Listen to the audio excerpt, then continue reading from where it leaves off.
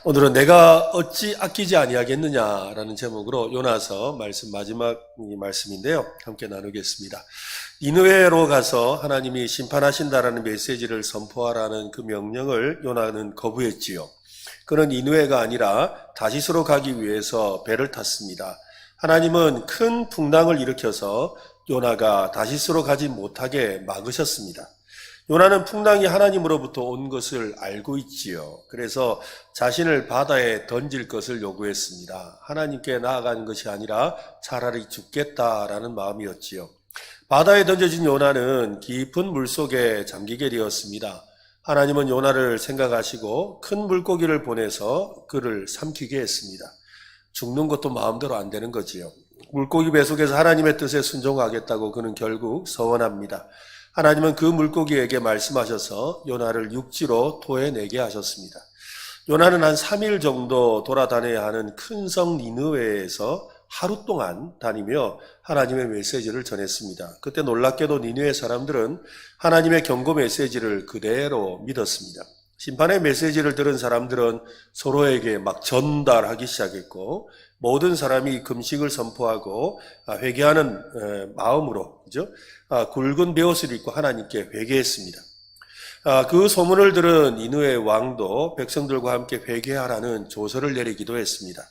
모든 백성과 심지어 집에서 기르는 짐승까지도 아무것도 먹지 말고 마시지 말라고 했지요. 그렇게 간절히 하나님께 부르짖으면 하나님의 뜻을 돌이켜 진노를 그치실 것이라고 믿었습니다. 예상대로 40일이 지났지만 하나님의 진노는 내리지 않았습니다. 정말로 하나님은 이방인의 회개하는 소리에 귀를 기울이셨던 겁니다. 하나님은 뜻을 돌이키셨습니다. 그들에게 내리겠다고 말씀하신 재앙이 사라졌지요. 요나는 니느웨 사람들이 회개하는 것을 지켜보다가 화가 치밀어 올랐습니다. 그는 매우 성내고 또 싫어했습니다. 그는 차라리 죽는 게 낫습니다 라고 그렇게 푸념했습니다. 선지자로서 해야 할 역할이 없다고 생각했기 때문입니다. 자기 민족을 위해서는 아무런 영향력도 발휘하지 못하는데 정작 자신이 선포한 이 메시지로 이방 민족이 회개하는 모습에서 내가 과연 사역할 이유가 있겠나라고 생각했던 겁니다. 요나가 그토록 화가 나고 또 죽기까지 싫었던 것은 영적 이기주의 때문입니다. 한번 해볼까요? 영적 이기주의. 네, 이게 사실은 요나만의 문제가 아니라 바로 오늘 우리의 문제이기도 합니다. 영적 이기심을 버려야 되는데요. 하나님은 나의 하나님이시죠. 맞습니까? 아멘? 그죠? 하나님은 나의 하나님이시죠. 그렇지만 또한 너의 하나님이죠. 그렇죠? 하나님은 나의 하나님이시고 너의 하나님이에요. 그리고 또한 우리의 하나님이시죠. 이것을 항상 생각해야 되는데 우리는 자꾸만 나의 하나님이기만 바라는 거죠. 오직 유일한 나의 하나님이 되어야 한다는 생각이 바로 영적 이기심입니다. 그래서 기도를 하다가도 나는 응답이 안 되는데 저 사람 응답되면 그죠? 갑자기 하나님한테 되게 섭섭하고 또 마음이 힘들지요. 왜냐하면 그 사람의 하나님이기도 하고 나의 하나님이기도 하고 우리의 하나님이 되시는 거예요. 해볼까요? 나의 하나님이시고 너의 하나님이시고 우리의 하나님이시다. 손짓을 해볼까요? 나의 하나님이시고 너의 하나님이시고 우리의 하나님이시다. 그죠? 네, 우리 할 때는 좀 옆을 봐고 이래야 되는데 그죠? 네, 그래서 우리의 하나님이시다. 맞습니다. 오직 우리 교회의 하나님만이 되어야 한다는 생각. 이게 참 위험한 거예요. 그죠? 오직 우리 교회의 하나님이 되어야 한다는 생각. 사실 목회자인 저도 그런 마음이 들 때가 있죠. 저 교회가 좀 잘 안 됐으면 좋겠어. 그리고 우리 교회만 잘 됐으면 좋겠어. 이런 마음이 사실 들잖아요. 우리 수요일에 그 땅밟기 기도를 이제 나가는데요. 땅밟기 기도를 한 1시간 정도 이렇게 하다 보면 저 홈플러스쯤 오게 되면 이 정평동과 임당 지역에 기도할 때 꼭 하는 기도 제목이 있습니다. 경산에 있는 교회들이 부흥하도록 위해서 기도해요. 우리 교회만이 아니라 경산에 있는 크고 작은 교회들이 모두 다 부흥하는 역사가 일어나기를 소원하지요. 정말로 그렇습니다. 때로는 그냥 우리 교회, 내 교회가 잘 됐으면 그렇죠? 그런 생각이 있는데 저는 우리 경산에 있는 모든 교회가 잘 되었으면 좋겠습니다. 그죠? 그런 마음으로 우리가 기도해야 돼요. 그러니까 또 우리 민족, 그죠? 나의 민족, 우리 나라에 하나님이셔야 한다는 생각. 이게 바로 영적인 이기심이라는 겁니다. 그런 영적 이기심을 어떻게 하면 우리가 극복할 수가 있겠습니까? 오늘 함께 살펴볼 말씀에서 그 답을 우리가 찾을 수 있습니다. 하나님은 자상하고 친절하게 시청각 교제까지 동원해서 요나에게 설명해 주십니다. 하나님은 왜 그토록 집요하게 요나에게 집중하시는 거겠습니까? 요나를 통해 온 이스라엘 백성과 영적인 이스라엘인 우리에게 하나님의 마음을 알려주려는 것입니다. 전도와 선교는 하나님의 마음을 아는 것에서 시작합니다. 여러분, 하나님의 마음을 알면 전도하게 되어 있어요. 하나님의 마음을 알면 선교합니다. 소원하기는 여러분 하나님의 마음을 아시기를 바랍니다. 그죠? 흔히들 싸가지가 없다 이런 말을 하죠. 설교 시간에 이 싸가지 이 말을 써도 되나 싶어가지고 제가 사전을 좀 찾아봤습니다. 찾아봤더니 이 버릇이 없는 사람을 일컬 때 쓰는 말이랍니다. 어떤 분은 이 싸가지가 없다라는 말이 네 가지가 없다라고 한 말에서 유래했다고 하는데요. 그래서 인간이 가져야 될 네 가지 덕목이 있는데 인, 의, 예, 지입니다. 그러니까 인, 의, 예, 지 이 네 가지가 없을 때 싸가지가 없다라고 한다는 거예요. 근데 그거는 지어낸 말 같아요. 이 사전에서 말하는 건요.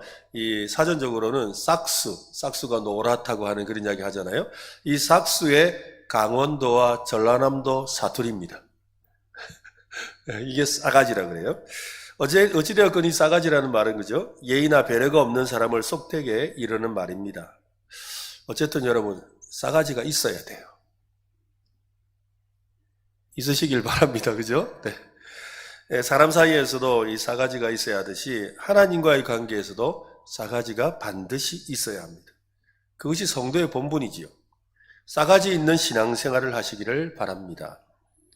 요나서를 지금까지 살펴보면서 발견한 것이 있는데요. 요나는 상당히 버릇이 없죠. 한마디로 싸가지가 없습니다. 네. 없어도 너무 없습니다. 아무리 하나님과 친하기로서니 하나님께 버릇 없이 짜증을 내고 화를 내고 심지어는 대들기도 합니다.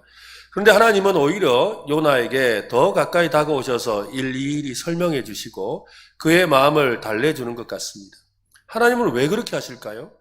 왜 요나에게 그렇게 요나를 막 됐다 끝내라 이러면서 이러면 될 텐데 아니 제발 좀 이러면서 왜 자꾸 애걸복걸 하는 것처럼 이렇게 느껴질까요? 왜 요나를 그렇게 설득하려고 할까요? 단단히 굳어있는 마음에 하나님께서는 요나의 마음을 균열을 내고 계십니다. 엄청나게 견고한 영적인 이기심의 장벽을 허물기 위해서 말입니다.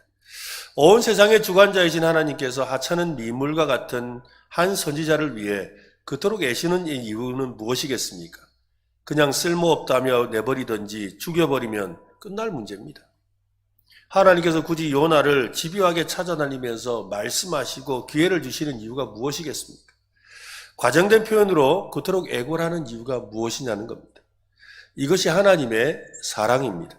어떤 사랑입니까? 한 영혼을 향한 각별한 사랑이죠. 하나님은 각별히 사랑하세요. 해볼까요? 하나님은 각별히 사랑하신다. 네, 옆 사람에게 하나님은 각별히 사랑합니다. 네, 우리 모두를 각자에게 각별히 사랑하시는 거예요. 그 사랑은 요나만을 위한 것이 아닙니다. 하나님은 모두를 그렇게 각별하게 사랑하시죠. 각별한 사랑으로 요나에게 기회를 주려고 하십니다. 하나님의 일에 함께 참여하는 기쁨을 말입니다. 하나님의 영광스러운 선교사에게 동참할 기회를 주시고 계시지요. 하나님은 지금도 각 사람의 마음에 찾아오셔서 말씀하시며 기회를 주고 계십니다. 내가 선교에 헌신하는 것처럼 생각되지만 사실은 그렇지 않습니다. 하나님이 초대해 주셔야 가능한 거죠. 여러분, 내가 선교하겠다고 나선다고 선교되는 거 아니에요. 하나님이 선교하는 일에 불러주셔야 되죠. 초대해 주셔야 합니다. 하나님의 영광스러운 선교에 참여하자고 초대하고 계시는 분이 하나님이지요. 우리는 요나와 같은 사람들입니다. 요나처럼 여러 가지 이유를 들어 거부하고 외면합니다. 그런 우리를 집요한 사랑으로 설득하시지요. 자원하는 마음이 생길 때까지 말입니다. 여러분, 얼른 자원하는 마음이 생기시길 바랍니다. 하나님이 계속 여러분을 붙드실 거예요. 그러니까 이거 뭐 우리가 선교해야 되나, 또 뭐 얼마 전에 제가 우리 옆 동네 우리 좀 하자 그러고 지난주일에는 그죠? 그 가서 뭐 뭐라도 하나 사 먹자 그랬는데 다들 시큰둥하시더라고요. 그죠? 그런데 여러분, 하나님은 집요하게 말씀하실 거예요. 왜? 하나님이 사랑하시는 사람들이 거기 있으니까요. 오늘 말씀은 바로 그 과정을 보여줍니다. 하나님의 마음이 어떠한지를 깨달을 수 있도록 요나를 이해시키고 설득하고 있습니다. 오늘 본문 4절 말씀을 한번 보세요. 같이 한번 읽어보겠습니다. 시작. 여호와께서 이르시되 내가 성내는 것이 옳으냐 하시니라. 하나님은 요나가 스스로 깨달을 수 있도록 특별한 일을 하죠. 야, 네가 성내는 게 옳으냐? 라고 하신 다음에 그 다음에 됐다 해라! 이런 게 아니라 그 다음에 하나님께서 특별한 일들을 하세요. 6절과 7절 한번 보세요. 하나님 여호와께서 박넝쿨을 예비하사 요나를 가리게 하셨으니 이는 그의 머리를 위하여 그늘이 지게 하며 그의 괴로움을 면하게 하려 하심이었더라. 요나가 박넝쿨로 말미암아 크게 기뻐하였더니 하나님이 벌레를 예비하사 이튿날 새벽에 그 박넝쿨을 갉아 먹게 하심에 시드니라. 여기 특별한 단어가 있지요. 예비하사입니다. 예비하사. 바다에서 큰 물고기를 하나님이 예비하셨죠. 그 하나님이 이번에는 박넝쿨과 벌레를 예비하셨습니다. 예비하사에 해당하는 히브리어는 마나라는 단어인데요. 이 단어는 계산하다, 지정하다, 준비하다라는 뜻입니다. 그 뜻을 가만히 생각해 보면 하나님께서 그냥 준비하고 예비하신 것이 아니란 말이죠. 요나가 어떻게 반응할지 철저히 계산하고 예상하고 준비하셨다는 거예요. 그러니까 그냥 뭐 준비한 게 아니라 지금 요나가 어떻게 할지를 딱 계산하신 다음에 지금 딱 그 일을 하신다는 거죠. 하나님이 예비하신 것들로 인해 요나가 뭔가를 깨닫기를 바라셨다는 말입니다. 맞습니다. 하나님은 예비하시는 분입니다. 요나처럼 우리도 바람과 물고기와 박넝쿨과 벌레와 같은 하나님의 예비하신 것을 만나게 될 때가 있습니다. 하나님의 그 예비하신 뜻을 잘 깨달아야 하지요. 앞으로 나아가지 못하도록 흔들어대고 가로막고 필요 없는 것들을 내던져야만 하는 그런 바람을 하나님 우리에게 예비하실 때가 있는 거예요. 그래서 너무너무 좋아하는 건데 버릴 수밖에 없어요. 그렇잖아요. 요나가 배에 있을 때 하나님이 바람을 불게 하시니까 어떻게 되었어요? 그 배에 있는 거 다 버려야 됐잖아요. 그죠? 자기까지 던져야 됐어요. 그러니까 우리 살면서도 하나님이 때로는 바람을 예비하셔서 거추장스러운 것들을 다 내던지게 하시는 거예요. 근데 막 아깝다고 이렇게 해서 될 일이 아닌 거죠. 그 바람을 예비하시는 이유가 있는 거예요. 또 깊은 수록에 빠져 죽는 줄 알았는데 뜻밖의 물고기를 예비하신 이유가 있지요. 아이고 나 이러다 죽겠다 야. 이러다 죽겠다 했는데 뜻밖의 물고기를 만나잖아요. 하나님이 예비하신 이유가 있는 거예요. 잠깐이나마 힘을 얻은 것으로 기뻐하다가 갑자기 사라지는 박넝쿨. 그죠? 야, 이게 하나님 뜻인가 보다. 하나님이 도와주시냐고 좋아했는데 그게 오래 가질 못하지요. 그러면서 이게 뭔가라고 생각하는 그런 박넝쿨을 예비하신 이유도 있습니다. 얼마 남지 않은 그 작은 것마저도 그죠? 그래서 이제는 막 이거밖에 없는데 진짜 하나님 왜 그러신지 모르겠다 하면서 이거밖에 없다고 생각하는 그때 그 나머지 잎사귀마저 갉아먹어버리는 그 벌레를 예비하시는 이유도 있는 거예요. 그래서 남은 것까지 다 가져가시는 것 같은 그런 안타까움을 느끼게 하는 어떤 일을 예비하시기도 한다는 겁니다. 우리 앞에 고난이 있고 좌절이 있고 고통이 있고 가로막힘이 있고 답답함이 있는 것은 하나님이 예비하셨기 때문입니다. 여러분 기억하십시오. 하나님이 뭘 예비하셨다고요? 고난도 예비하셨고 기쁨도 예비하셨고 잘 나가는 것도 예비하셨고 안 되는 것도 예비하셨고 다 예비하신 거예요. 그러니까 하나님이 예비하셨습니다. 예비하신 거예요. 그 예비하신 뜻을 우리가 아는 게 중요한 거예요. 그죠? 그 예비하신 뜻을 알아야 되는 거예요. 우리가 회개하도록 돌아서도록 더 간절해지도록 굳은 마음을 녹이도록 편견을 내려놓도록 예비하신 그 뜻을 알아야 합니다. 하나님께서 예비하신 이유를 깨닫는 오늘 열린 마음과 지혜를 주시기를 성령님께 기도하는 여러분 되시기를 바랍니다. 요나는 비록 초막을 세우긴 했지만 엉성한 이 그늘로 인해서 장렬하는 뜨거운 떼약볕 아래서 고통받고 있었습니다.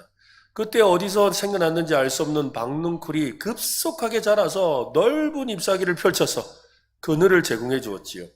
덕분에 한낮의 태양을 피할 수가 있었습니다. 제 생각에 그냥 집에 들어가서 시원한 곳에서 쉬면 될 텐데 참 요나도 대단해요. 그렇잖아요. 굳이 그 성 밖에 나가가지고 그 땡볕에 초막을 하나 짓고, 초막이라는 게 어설픈 그런 이 천막 같은 걸 하나 쳐놓고 그 천막에 볕이 너무 두고가지고 근데도 거기 앉아 있는 거예요. 그러니까 니느웨가 싫어도 너무 싫은 거예요. 그러니까 니느웨 성에 어디 여관 하나 잡아가지고 그거 앉아 있으면 되는데 시원하게 있어도 될 일을 그렇게 안 하는 거죠. 그러고는 있는 거예요. 그러면서 두고 보자 하고 계속 있는 거예요. 그런데 뜻밖의 박넝쿨이 생겨서 시원하게 되었던 겁니다. 요나는 회개하고 돌이킨 니느웨가 다시 죄를 짓고 하나님의 진노를 받게 되기를 바라는 마음으로 성읍 동쪽에서 초막을 짓고 있었습니다. 뜻밖의 박넝쿨로 인해 하루를 잘 보낼 수가 있었지요. 하나님은 새벽에 벌레를 보내어서 박넝쿨을 갉아먹게 했습니다. 요나는 초막 안에 있었기 때문에 그 사실을 알지 못했고, 또 밤이었으니까 그죠? 뭐 이렇게 햇볕을 가리고 이런 문제가 아니니까 몰랐던 거죠. 근데 요나는 뜨거운 대학볕이 다시 내리쬐자 비로소 박넝쿨이 사라졌음을 알게 되었습니다. 거기다가 이번에는 뜨거운 동풍을 예비했어요. 동풍이란 말은 동쪽에서 불어오는 바람이잖아요. 동쪽에서 불어오는 바람은 모래바람이에요. 사막에서 부는 바람이에요. 서쪽에서 불어오는 바람은 바다에서 부는 바람이죠. 그러니까 뭐예요? 뜨거운 바람, 사막에 그 뜨거운 바람이 불어온 거예요. 그 바람으로 정신을 차릴 수가 없을 지경이 되는 겁니다. 요나는 아침에 강렬한 태양과 함께 불어오는 동풍으로 죽고 싶은 심정이라고 토로합니다. 죽고 싶다고 외쳐대지요. 아, 죽고 싶어요. 난 죽고 싶어요. 외치는 거예요. 요나 성격이 보통은 아닙니다. 조그마한 일에도 화를 내고 짜증내다가 뭐 좀 안 된다 싶으면은 죽겠다고 그렇게 하고 있지 않습니까? 성격 장애가 있는 게 아닌가 싶어요. 아무래도 정신과 치료를 좀 받아야 될 것 같아요. 요나는. 분노 조절 장애 뭐 이런 게 있지 않을까 생각도 들어요. 하나님은 그런 요나를 잘 아시는 것 같습니다. 박넝쿨로 인해 일어난 자신의 감정에 대해서 스스로 생각하도록 하나님이 만들고 계시죠. 9절 말씀을 한번 보세요. 같이 한번 읽어보겠습니다. 하나님이 요나에게 이르시되 네가 이 박넝쿨로 말미암아 성내는 것이 어찌 옳으냐 하시니 그가 대답하되 내가 성내어 죽기까지 할지라도 옳으니이다 하니라. 박넝쿨이 있고 없는 것이 화낼 만한 일은 아니지요. 그렇지만 요나는 죽기까지 할지라도 화를 낼 만한 일이라고 합니다. 요나는 자신이 심지도 않았고 키우지도 않은 박넝쿨에 대해서 안타까워했습니다. 하나님은 요나가 성내고 있다고 하지요. 요나는 지금 누구에게 화내고 있습니까? 여러분, 화내는 대상이 누굽니까? 박넝쿨입니까? 벌레입니까? 바람입니까? 하나님입니까? 이번에도 요나는 하나님께 화를 내고 있어요. 자신이 화내는 것이 성내어 죽기까지 할지라도 옳습니다! 라고 큰소리치고 있지요. 여러분, 사실 여러분, 화 좀 내보셨어요? 화. 저는 목소리가 커가지고 그냥 말해도 사람들이 화냈다 그래가지고. 그래서 목소리를 죽이다 보니까 이제는 그냥 조용히 이래 말하는 게 습관이 돼가 큰일 났어요. 근데 막 나도 모르게 목청이 막 커가지고 크게 나오거든요. 덩치도 큰데다가 목소리도 크니까 다들 겁을 내요. 그래가지고. 근데 여러분, 이 화 좀 내본 사람들은 알지요? 이 화를 내려면 일단 논리가 사라져야 돼요. 논리를 갖고 화낼 수는 없어요. 논리적으로 생각하면서 화를 낼 수는 없는 거예요. 막무가내일 때 화도 나고 성질도 부릴 수가 있는 거예요. 그래서 옆 사람이 뭐라 그래도 뭐 쓸데없는 소리 하지 마라 하면서 막 그죠? 아니 그게 무슨 소리라면서 이렇게 화가 나는 거지. 가만히 생각하고 화 안 납니다, 여러분. 근데 이렇게 가만히 생각해 보면서 논리적으로 생각했는데도 화가 난다면 그건 진짜 화낼 만한 일인 거예요. 그죠? 정말로 논리적으로 다 생각해봤는데 화가 나는 일은 진짜 화난 일이에요. 화낼 일이 맞아요. 그런데 대체로 화를 내는 사람은 이 논리가 사라져야 돼요. 논리 생각하면 화를 낼 수가 없지요. 그냥 화를 내는 겁니다. 화가 난 거지. 화난 사람에게 지금 화난 이유가 무엇입니까? 라고 이유를 물어본다면 대부분은 제대로 된 답을 못합니다. 그런 거예요. 왜 화가 났는데요? 당신 지금 왜 화가 났습니까? 아니 박넝쿨이 말이야. 아, 박넝쿨이 어떻게 했다고요? 아니 박넝쿨이 벌레가 말이야. 그 벌레가 어쨌다고요? 그러면 아니 바람이 어떻게 했다고요? 아니 그래서 뭐 어쩌라고요? 그러게요. 이렇게 되는 거예요. 화는 그래요. 요나도 하나님께서 박넝쿨이 사라진 것이 화날 만한 것이냐? 라는 질문에 딱히 할 말이 없습니다. 그래서 왜 이런 이유 저런 일 말 안 하는데 그냥 아니 죽기보다 싫다니까요! 이러고 있는 거예요. 뭐 이유를 말하는 게 아니고 그냥 싫어요. 나 죽기보다 싫다니까. 나 죽고 싶어요. 이러면서 그렇게 화를 내고 있는 거예요. 요나가 화난 이유는 박능쿨이 아깝다는 거지요. 자기에게 그늘을 주던 그 박능쿨이 사라진 것이 아깝고 화난다는 겁니다. 그런 요나에게 하나님은 말씀하시죠. 10절 11절 또 읽어보겠습니다. 10절 11절 다음 넘겨주세요. 다음 자막인데요. 네, 같이 한번 읽어봅시다. 시작. 여호와께서 이르시되 내가 수고도 아니하였고 재배도 아니하였고 하룻밤에 났다가 하룻밤에 말라버린 이 박농쿨을 아꼈거든. 하물며 이 큰 성읍 니느웨에는 좌우를 분별하지 못하는 자가 12만여 명이요 가축도 많이 있나니 내가 어찌 아끼지 아니하겠느냐 하시니라. 요나의 마음보다 하나님의 마음은 더하다는 말이죠. 하루 있다가 사라진 박능쿨과 비교할 수 없을 정도로 큰 성읍인 니느웨는 하나님이 세우시고 오랜 세월 관심 있게 살핀 곳입니다. 그 도시에 좌우를 분별하지 못하는 어린아이만 해도 12만여 명이나 된다는 거예요. 그 성을 돌아보는 것은 하나님에게는 당연한 일이라는 겁니다. 하나님은 요나에게 이스라엘을 향해 특별한 사랑이 있지만 그렇다고 다른 민족에 대해서도 무관심할 수 없다라고 말씀하시는 거예요. 그들도 하나님의 백성이고 하나님이 지으시고 돌보시는 하나님의 소유이기 때문입니다. 그들도 아껴야 할 사랑스러운 대상, 각별히 사랑해야 될 대상이라는 겁니다. 아까 기억하시죠? 하나님은 나의 하나님이시고 너의 하나님이시고 우리의 하나님이시다. 그렇죠? 우리 민족의 하나님이시고 그들의 하나님이시고 온 세상의 하나님이시죠. 나를 각별히 사랑하시듯 그를 각별히 사랑하시고 우리를 각별히 사랑하시는 거예요. 이게 사실이잖아요. 저는 하나님의 이 설득, 이 다른 말로 하나님의 설복이 우리 가운데 있었으면 좋겠습니다. 우리가 이렇게 하나님의 말씀을 듣고 성경을 공부하고 또 기도하는 과정을 통해서 우선해서 일어나야 하는 것이 바로 설득되는 겁니다. 하나님께 설득당해야 돼요. 해볼까요? 하나님께 설득당하자. 네, 하나님께 설득당해야 돼요.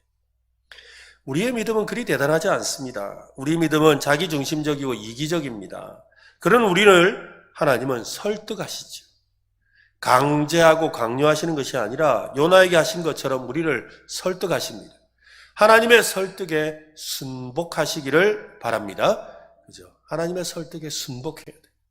하나님의 설득은 마음의 완고함을 녹이고 우리 안에 높이 쌓아놓은 편견과 이기심의 장벽을 허물고 더 넓고 큰 세계로 나아가게 합니다. 날마다 하나님의 설득을 우리가 받아들여야 돼요. 여러분, 하나님의 설득을 어떻게 받아들일까요? 여러분, 설교 말씀 듣다가 깨닫잖아요. 그죠? 설교 말씀 듣다가 고개를 끄덕이잖아요. 그죠? 또 하나님 말씀 들으면서 그렇긴 한데 이게 지금 설득을 될까 말까 갈등하고 있는 거예요. 그때 여러분 설득 당하시기를 바랍니다. 그죠? 설득 당해야 돼요. 그냥 내가 뭐 아무거나 넙죽넙죽 아멘 하는 거 아니에요. 정말로 내 삶의 변화는 하나님께 설득 당할 때 일어나는 거예요. 오늘 이 밤에도 하나님이 설득하실 텐데 그 설득하심에 순복하시기를 간절히 바랍니다. 여러분, 야베스의 기도 아시죠? 야베스의 기도. 예, 다들 아실 겁니다. 누구나 좋아하는 기도지요. 역대상 4장 10절 말씀인데요. 같이 한번 읽어봅시다. 시작. 야베스가 이스라엘 하나님께 아뢰어 이르되 주께서 내게 복을 주시려거든 나의 지역을 넓히시고 주의 손으로 나를 도우사 나로 환난을 벗어나 내게 근심이 없게 하옵소서 하였더니 하나님이 그가 구하는 것을 허락하셨도다. 이 말씀대로 여러분 복 받으시면 좋겠습니다. 저는 이 야베스 기도를 읽을 때마다 늘 관심이 집중되는 구절이 있습니다. 나의 지역을 넓히시고 나의 지경을 넓히시고 그래서 언젠가 한번 그 신방을 갖다가 사업장 신방을 갖다가 이 말씀을 읽고는 나의 지경을 넓히시고처럼 지경이 넓어지시기를 바랍니다 라고 했더니 그분이 그래요. 여기도 넓은데요. 아니 그러면 더 넓기는 싫으세요? 그러니까 아니요 그래요. 그러면 아멘 하세요. 그죠? 우리의 지경이 넓어져야 돼요. 근데 이 지경이라는 말, 지역이라는 말은요, 여러 가지로 해석될 수가 있죠. 집이 넓어지는 것일 수도 있어요. 그래서 이사신방 가면 제가 꼭 하는 것이 있으면 두 가지를 말씀드립니다. 하나는 이 집에 하나님이 계시는 거룩한 지성소가 되기를 바랍니다. 라는 것. 그래서 하나님의 임재를 늘 생각하며 하나님이 함께 하시는 집이 되길 바랍니다. 라는 것. 두 번째는 뭐냐면 잘 되셔서 이 집이 명당이 되길 바랍니다. 잘 되셔서 더 넓은 집으로 이사 가세요. 그러면 대부분 다 이래요. 이 집 사는데도 얼마나 고생했는데 이런다고. 그럼 이사 안 갈 겁니까? 그러니까 가면 좋지요. 여러분의 지경이 넓어지시기를 바랍니다. 그죠? 집이 넓어지는 것도 지역이 넓어지는 거예요. 또 관계가 넓어질 필요도 있잖아요. 그죠? 관계가 넓어져. 우리의 한두 사람이 아니라 여러분의 관계의 지경이 넓혀지는 그런 복도 받으시면 좋겠어요. 또 여러분 은행 잔고의 지경도 넓어지시기를 바랍니다. 그래서 그죠? 네. 저는 우리의 심령의 지경이 넓어졌으면 좋겠어요. 우리의 심령의 지경이 넓어져요. 무엇보다 우리가 기도하는 그 기도의 지역, 그죠? 기도의 지경이 넓어졌으면 좋겠습니다.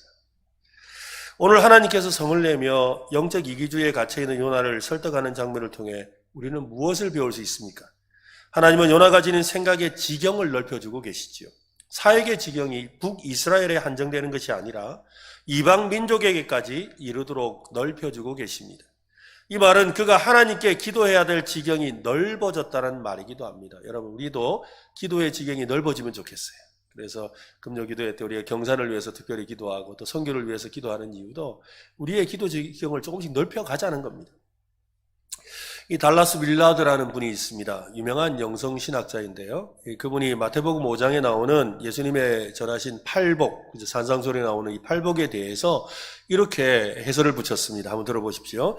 외모가 눈에 거슬리는 자는 복이 있나니, 악취가 나는 자는 복이 있나니, 몸이 뒤틀린 자 복이 있나니, 복이 흉한 자 복이 있나니, 기형인 자 복이 있나니, 비만증에 걸린 자 복이 있나니, 난쟁이가 복이 있나니, 헛소리하는 자가 복이 있나니, 대머리가 복이 있나니, 뚱보가 복이 있나니, 늙은이가 복이 있나니, 모두가 예수의 잔치에서 요란한 축하를 받을 수 있는 주인공이 될 것이기 때문이다. 누구라도 하나님의 잔치에 초대받는다라는 말이죠. 하나님 앞에서 사람 구별을 할 수가 없습니다. 어디 윌라드가 말한 그런 사람들 뿐이겠습니까? 요나처럼 우리가 에서 외면하고 거부하는 많은 인후의 사람들이 있지요. 극빈자가 있습니다. 사기꾼이 있습니다. 미혼모가 있죠. 성중독자가 있습니다. 알코올 중독자가 있습니다. 마약 중독자가 있고요. 에이즈 감염자가 있고 또 동성애자도 있지요. 말기 암환자도 있고 전과자도 있고 파산자도 있고 날마다 지저대는 개를 키우는 이웃집 사람도 있고 수리 곤드레 만들에 지에서 술 냄새를 풍기고 있는 사람도 있습니다. 쳐다보기도 싫고 마음을 주기도 싫은, 말을 건네기도 싫은 그런 사람들이 우리 주변에 많이 있습니다. 여러분, 그런 사람이 바로 니느웨 사람들이에요. 니느웨 사람들이에요. 여러분, 우리가 요나라고 치면 하나님이 어디 가라 하신다고요? 니느웨라 가라 하시랄 거 아니에요. 그 니느웨가 바로 거기라고요. 그 사람들이라고. 11절 말씀을 다시 한번 보십시오. 같이 한번 읽어봅시다. 시작. 하물며 이 큰 성읍 니느웨에는 좌우를 분별하지 못하는 자가 12만여 명이요 가축도 많이 있나니 내가 어찌 아끼지 아니하겠느냐 하시니라. 이 말씀이 이 요나서의 가장 핵심되는 구절이거든요. 이 하나님의 말씀하시는 아주 중요한 핵심 메시지가 바로 이 절에 나와 있습니다. 여러분은 이 말씀을 읽으면서 하나님의 어떤 마음이 느껴집니까? 사실 이 말씀이 요나서의 결론이라 있습니다. 요나서가 우리에게 말하는 핵심은 인간의 마음과 하나님의 마음은 하늘과 땅 차이라는 겁니다. 무슨 말이에요? 내 마음과 하나님의 마음은 수준이 다르다 이 말이에요. 나의 마음의 지경은 너무 밴댕이 소갈딱지 같고 하나님의 마음은 너무 크시다. 그 이야기를 하고 싶은 거예요. 하나님은 자기가 창조하신 모든 것을 지극히 사랑하고 아끼신다는 것이지요. 그 하나님의 마음을 품는 것이 참 신앙이라는 말입니다. 하나님의 선교 안에 들어있는 위대한 계획을 알지 못하고 지극히 배타적이고 또 분리적인 이 사상을 가진 요나와 같은 사람들에게 말씀하고 있는 겁니다. 하나님의 무한한 사랑과 그분의 포용성을 배우고 그 마음으로 세상을 사랑하고 섬기고 선교하라는 것입니다. 오늘 우리가 주님 마음 내게 주소서 하나님 마음 알아라고 할 때 그 하나님의 마음이 어떤 마음이겠습니까? 바로 나의 하나님, 너의 하나님, 우리의 하나님. 그죠? 나를 사랑하시듯 너를 사랑하시고 우리를 사랑하시고 그들까지 사랑하시는. 내가 가까이 할 수 없는 니느웨와 같은 그들까지 사랑하시는 그분이 바로 우리 하나님이시라는 거죠. 그 마음을 품으라는 것입니다. 그 마음을 품는 것이 바로 선교라는 것입니다. 오늘 말씀은 요나가 하나님께 설득되었는지 정확하게 설명하고 있지는 않습니다. 그냥 열린 결말로 끝나고 있지요. 하지만 한 가지 추측해 볼 만한 점이 있습니다. 요나의 무덤이 어디 있을 것 같습니까? 요나는 무덤이 어디 있을 것 같으세요? 여러 가지 이렇게 내려오는 구전과 또 이야기해 보면 요나의 무덤이 니느웨에 있답니다. 니느웨. 이 니느웨가 요즘에는 요즘 지명으로 하면 이라크거든요. 이라크의 모술이라는 동네 들어보셨죠? 이렇게 영화나 드라마 같은 데도 자주 나오는데 이라크 모술에 요나의 무덤이 있답니다. 아마도 그는 니느웨에서 계속해서 사역하다가 그곳에서 죽었을 가능성이 높습니다. 왜냐하면 요나의 무덤이 2014년에 파괴되었어요. 요나의 무덤이 2014년에 파괴되었는데 그 이슬람 무장단체 ISIS에 의해서 파괴되었습니다. 근데 요나의 무덤에 대한 이 이야기는 우리 그 유대교뿐만 아니라 기독교, 우리는 당연히 성경을 보니까 그죠? 그런데 이슬람교에도 존재해요. 그러니까 요나의 이야기가 이슬람교 사람들도 알고 있는 이야기라는 거죠. 그런 점에서 본다면 아마도 요나는 하나님께 설복되어서 니느웨에서 하나님을 전하는 선지자로 살다가 죽었을 가능성이 높지요. 어느 선교사님이 이 프랑스로 파송을 받았습니다. 자기 생각에는 아프리카로 가고 싶었어요. 이 아프리카에는 특히나 이 프랑스령이었던 곳이 여러 곳이 있죠. 이 프랑스의 식민지였던 곳이 여러 곳이 있거든요. 그래서 그는 아프리카의 힘들고 어려운 지역에 가서 선교하고 싶었는데 하나님이 아프리카로 가라 하지 않으시고 그들을 압제했던 프랑스로 가라 하신 거예요. 아니, 우리 생각에도 프랑스에 뭔 선교할 게 뭐 있나 싶잖아요. 근데 프랑스에 가서 선교하라고 하셨어요. 그래서 그 하나님 앞에 기도하다가 자신이 요나와 같다는 것을 깨닫게 되었답니다. 왜냐하면 프랑스가 바로 자기 마음의 니느웨였던 걸 알게 되었지요. 그래서 그가 이렇게 고백합니다. 하나님의 선교가 가리키는 것이 바로 이것이로구나 하고 무릎을 탁 하고 쳤습니다. 관계와 경험에 함몰되어서 높으신 주님의 뜻에 눈이 흐려진 선지자 요나가 바로 내 모습이었습니다. 하나님, 내가 주를 더욱 사랑하고 저들을 더욱 사랑하겠습니다. 이렇게 고백하고 나니 하나님께서 이렇게 말씀하시는 것 같았습니다. 이 큰 나라 프랑스에는 좌우를 분별하지 못하는 자가 6천만여 명이요 가축도 많이 있나니 내가 어찌 아끼지 아니하겠느냐. 요나를 집요하게 설득하셨던 하나님은 오늘 우리도 설득하고 계십니다. 하나님은 우리를 설복하시죠. 우리가 하나님의 사랑의 참된 의미와 깊이와 넓이를 깨닫고 그 하나님의 사랑에 감복하고 하나님의 사랑을 전하는 일에 설복되기를 원하십니다. 하나님께 설복된 사람은 하나님의 그 사랑으로 세상을 보게 되지요.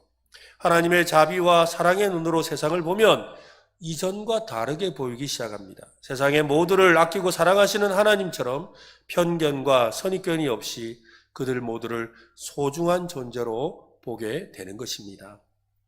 하나님은 우리가 사람들에게 하나님의 사랑을 전하기를 원하시지요. 요나야, 일어나서 가라.